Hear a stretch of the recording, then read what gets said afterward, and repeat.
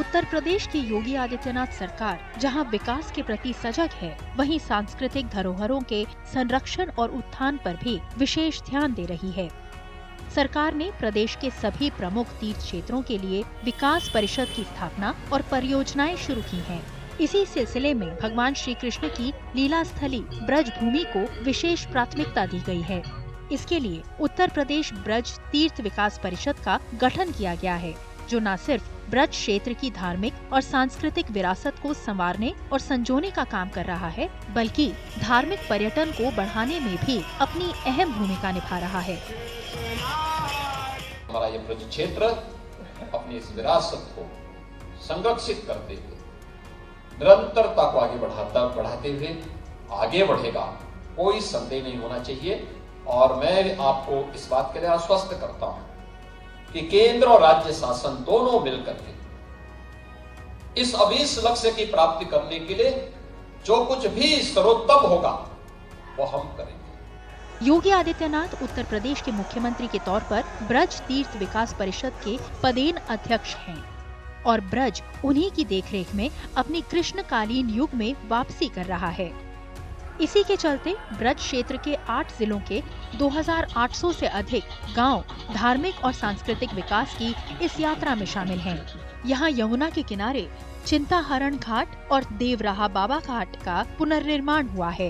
राधा रानी मंदिर की facade lighting, नंद मंदिर का फसाड लाइटिंग, भगवान श्री कृष्ण की जन्मभूमि की फसाड लाइटिंग, केसी घाट की फसाड लाइटिंग, ऐसे और भी कई स्थलों की फसाड लाइटिंग वगैरह का कार्य किया गया है।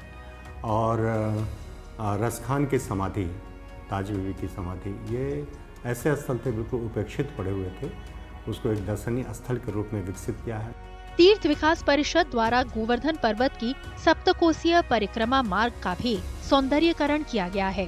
गोवर्धन परिक्रमा मार्ग में ही स्थित ASI संरक्षित कुसुम सरोवर पर भी विशेष लाइटिंग की गई है और हर शाम यहाँ लाइट एंड साउंड शो आयोजित किया जाता है, जिसमें राधा कृष्ण की लीलाओं को प्रदर्शित किया जाता है। हम सभी को आज देवघर गोवर्धन का भी आयोजित किया है। एक ओर जहां वृंदावन के सप्त देवालय सर्किट का विकास हो रहा है, वहीं ब्रज तीर्थ विकास परिषद की ओर से भगवान कृष्ण के अनन्य भक्त महाकवि रसखान के समाधि स्थल का भी सौंदर्यीकरण किया गया है।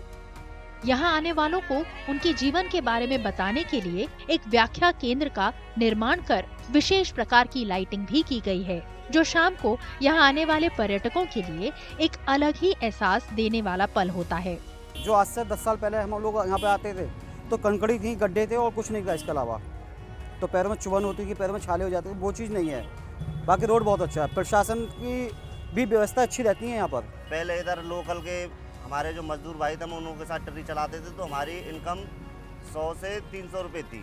और यहाँ कम से कम बाहर के इतने व्यक्ति आ रहे हैं जो हम 1000 से 1500 रुपये को अच्छे तरीके से कमा रहे हैं। ये सरकार हमें सबसे अच्छी लगी। इतना ही नहीं, बरसाना में राधा रानी मंदिर तक पहुंचने के लिए सरकार ने रोपवे की व्यवस्था भी शुरू की है। 210 मीटर लंबे रोपवे के जरिए यहां आने वाले श्रद्धालु आराम से राधा रानी के दर्शन कर सकते हैं। पहले इसके लिए श्रद्धालुओं को 251 सीढ़ियां चढ़कर जाना पड़ता था। इतना ही नहीं, बरसाना में तीर्थ यात्रियों की सुविधा के लिए टूरिस्ट फैसिलिटी सेंटर का निर्माण भी कराया गया है। इन परियोजनाओं का लाभ केवल तीर्थ यात्रियों को ही नहीं, बल्कि ब्रजवासियों को भी हो रहा है। स्वरोजगार, हस्तशिल्प, पूजा सामग्री और टूर गाइड जैसे क्षेत्रों में आजीविका के नए अवसर पैदा हुए हैं।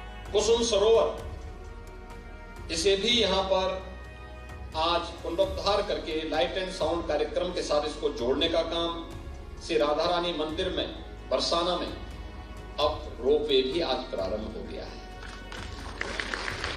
ये विकास एक यज्ञ की तरह है और इस यज्ञ के यजमान खुद उत्तर प्रदेश के मुख्यमंत्री योगी आदित्यनाथ हैं, जिसका उद्देश्य है आस्था और आधुनिकता का संगम, ताकि ब्रजभूमि एक बार फिर अपने प्राचीन वैभव को प्राप्त कर सके।